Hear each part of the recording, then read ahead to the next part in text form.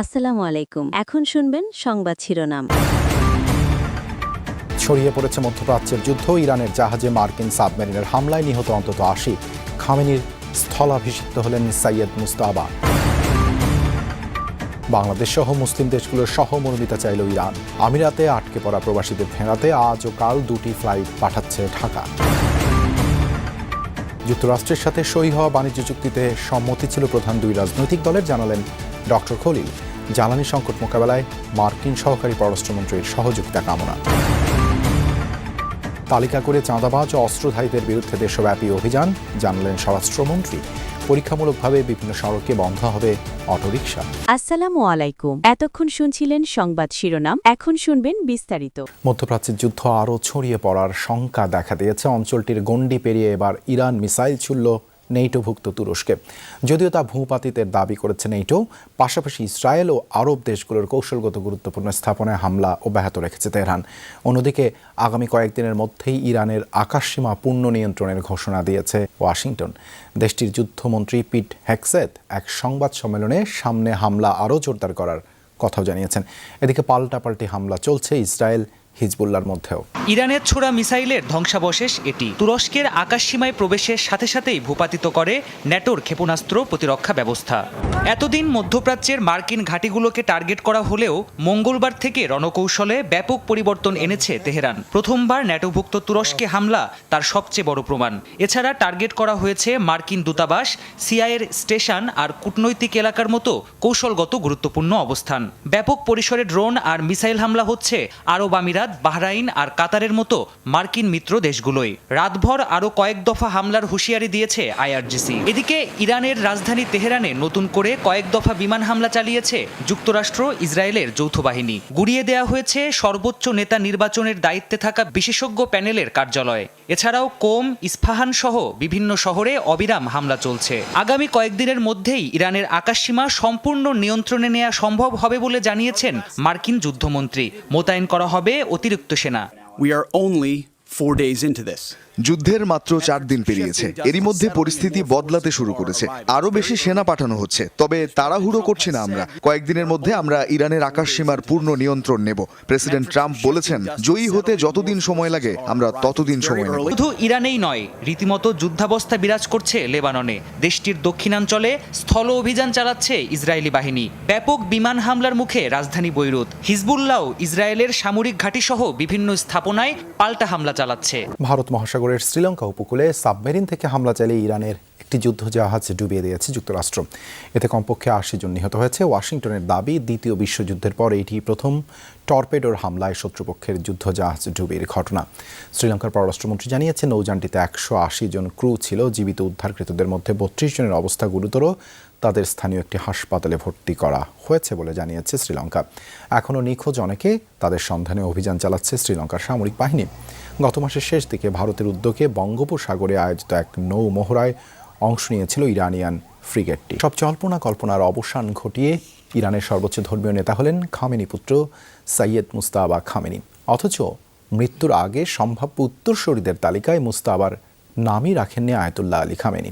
Iran international বলছে, মূলত revolutionary গার্ডের চাপই মুজতবাকে সর্বোচ্চ নেতা নির্বাচিত করেছে দেশটির অ্যাসেম্বলি অব এক্সপার্ট।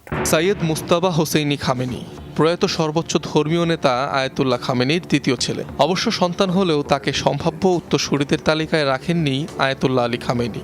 কারণটা স্পষ্ট, নেতা নির্বাচনে উত্তরাধিকার প্রথা ইরানের রাজতন্ত্র বিরোধী গঠনতন্ত্রের সাথে সাংঘর্ষিক। কিন্তু সর্বোচ্চ নেতা নিহতের পর দেখা গেল ভিন্ন চিত্র। ওআইসির সদস্য ও মুসলিম দেশ হিসেবে বাংলাদেশ সরাসরি ইসরায়েল যুক্তরাষ্ট্রের যৌথ অভিযানের সমালোচনা করবে, এমনটাই প্রত্যাশা ইরানের। সকালে এক সংবাদ সম্মেলনে এমনটা জানিয়েছেন ইরানি রাষ্ট্রদূত জালাল রহিমি জাহানাবাদী। বলেন, যতক্ষণ পর্যন্ত যুক্তরাষ্ট্র শান্তির পথে আসবে না, ততক্ষণ সর্বশক্তি দিয়ে যুদ্ধে লড়বে ইরান। তবে যুক্তরাষ্ট্র আলোচনায় বসলে তেহরানও রাজি। আশ্বাস দেন, নিজ নাগরিকদের মতোই প্রবাসী বাংলাদেশি ও শিক্ষার্থীদের নিরাপত্তা দেয়া হচ্ছে। ইরানে চলমান যৌথ অভিযান ছড়িয়ে পড়েছে গোটা মধ্যপ্রাচ্যে। শুধু ইরানেই প্রাণ হারিয়েছে সহস্রাধিক। প্রতিবেশী লেবানন ও দেদারসে মরছে মানুষ। দুপুরে বাংলাদেশে নিযুক্ত ইরানের রাষ্ট্রদূত জালাল রহিমি জাহানাবাদী একটি সংবাদ সম্মেলন করেন। এ সময় ইরানের প্রতি সহমর্মিতার পাশাপাশি সর্বোচ্চ ধর্মীয় নেতা আয়াতুল্লাহ খামেনির মৃত্যুতে শোক ও সমবেদনা প্রকাশ করায় বাংলাদেশ সরকারকে জানান কৃতজ্ঞতা। পবিত্র রমজানে সবচেয়ে নিকৃষ্ট শত্রুর হামলায় শাহাদাত বরণ করেছেন সর্বোচ্চ ধর্মীয় নেতা আয়াতুল্লাহ খামেনি। এটা ইরানের জন্য গৌরবের। বাংলাদেশের জনগণ পাশে থাকায় ইরানিরা আনন্দিত। শোক ও সমবেদনা প্রকাশ করায় আমরা কৃতজ্ঞ। তাছাড়া প্রবাসী বাংলাদেশি ও শিক্ষার্থীরা নিরাপদে আছেন। কোনো কিছুর প্রয়োজনে দূতাবাস তাদের সহযোগিতায় প্রস্তুত। বর্তমানে আত্মরক্ষায় পাল্টা হামলা করছে ইরান, যা জাতিসংঘের নীতিমালা অনুসারে আইনসঙ্গত। তবে যুক্তরাষ্ট্র ও ইসরায়েল লঙ্ঘন করেছে আন্তর্জাতিক সব নিয়মকানুন। ইতিহাস বলে যুক্তরাষ্ট্র এরই মধ্যে 2 বার পরমাণু বোমা ব্যবহার করেছে। তৃতীয়বার ব্যবহার করলেও ইরান ভয় পায় না। আমরা শাহাদাত বরণ করতে প্রস্তুত, কিন্তু শেষ রক্তবিন্দু পর্যন্ত লড়বে ইরান। আগামী বৃহস্পতিবার ও শুক্রবার দুদিন সকাল 10টা থেকে 12টা এবং দুপুর 2টা থেকে বিকেল 4টা পর্যন্ত ইরানের শহীদদের প্রতি শোক প্রকাশের জন্য রাষ্ট্রদূতের দপ্তরে উন্মুক্ত করা হবে শোক বই। সংযুক্ত আরব আমিরাতে আটকা পড়া বাংলাদেশিদের ফিরিয়ে আনতে ঢাকা দুবাই ঢাকা রুটে 2টি বিশেষ ফ্লাইট পরিচালনার ঘোষণা দিয়েছে ইউএস বাংলা এয়ারলাইন্স। যুক্তরাষ্ট্র ও দুবাইয়ের অনুমতি সাপেক্ষে এই ফ্লাইটগুলো পরিচালিত হবে। প্রথম ফ্লাইটটি শাহজালাল বিমানবন্দর থেকে আজ সন্ধ্যে 7:20 দুবাইয়ের উদ্দেশ্যে রওনা হওয়ার কথা। একই ফ্লাইট দুবাই থেকে স্থানীয় সময় রাত 12:20 ঢাকায় ফিরবে। আগামীকাল বৃহস্পতিবার অপর বিশেষ ফ্লাইটটি ঢাকার হজরত শাহজালাল আন্তর্জাতিক বিমানবন্দর থেকে বিকেল 5:15 দুবাইয়ের উদ্দেশ্যে উড্ডয়ন করবে, যা দুবাই থেকে স্থানীয় সময় রাত 10টায় ঢাকায় ফেরার কথা। প্রবাসীদের সাথে আটকে পড়া বিমান বাংলাদেশ এয়ারলাইন্সের ক্রুদেরও ফিরিয়ে আনা হবে। এর আগে গত শনিবার ইরান, ইরাক, কুয়েত, সংযুক্ত আরব আমিরাত, বাহরাইন, কাতার ও জর্ডান তাদের আকাশসীমা বন্ধ করে দেয়। যুদ্ধ শুরুর পর থেকে এখন পর্যন্ত হজরত শাহজালাল আন্তর্জাতিক বিমানবন্দর থেকে 173টি ফ্লাইট বাতিল হয়েছে। যুক্তরাষ্ট্রের সাথে নির্বাচনের আগে সই হওয়া বাণিজ্য চুক্তি বাস্তবায়নে বাংলাদেশ সম্মত বলে জানিয়েছেন পররাষ্ট্রমন্ত্রী ডক্টর খলিলুর রহমান। দাবি, সরকারের সবার আগে বাংলাদেশ নীতির সাথে এই চুক্তি সাংঘর্ষিক নয়। জানান, অন্তর্বর্তী সরকারের শেষ সময় সই হওয়া এই চুক্তি নিয়ে বড় 2 দলের সম্মতি নিয়েছিল যুক্তরাষ্ট্র। ঢাকা সফররত মার্কিন সহকারী পররাষ্ট্রমন্ত্রী পল কাপুরের সাথে বৈঠকের পর তিনি আরও জানান, ঢাকা ওয়াশিংটন সামরিক সহযোগিতা নিয়ে কোনো আলোচনা হয়নি। যুক্তরাষ্ট্রে থাকা অবৈধ বাংলাদেশিদের ফেরানোর ব্যাপারেও আলোচনা হয়েছে খলিল পল কাপুর বৈঠকে।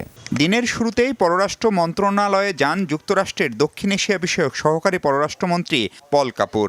প্রথমে পররাষ্ট্র প্রতিমন্ত্রী শামা ওবায়দের সাথে সাক্ষাৎ করেন তিনি। এ সময় সুষ্ঠু নির্বাচনের মাধ্যমে বিজয়ী হওয়ায় ক্ষমতাসীন দল বিএনপিকে অভিনন্দন জানান পল কাপুর। পরে পররাষ্ট্রমন্ত্রী ডক্টর খলিলুর রহমানের সাথে প্রায় ঘণ্টাখানেক বৈঠক করেন তিনি। আলোচনায় উঠে আসে দেশটিতে থাকা অবৈধ বাংলাদেশিদের প্রসঙ্গ। বৈধ কাগজপত্রবিহীন বাংলাদেশি যারা আমেরিকাতে আছেন তাদের ফিরে আনার ব্যাপারেও কথা বলেছি। প্রসেসটা যাতে সহজ হয় এবং সম্মানের সঙ্গে তারা যাতে আসতে পারেন সেই নিয়ে আমার সঙ্গে আলোচনা হয়েছে।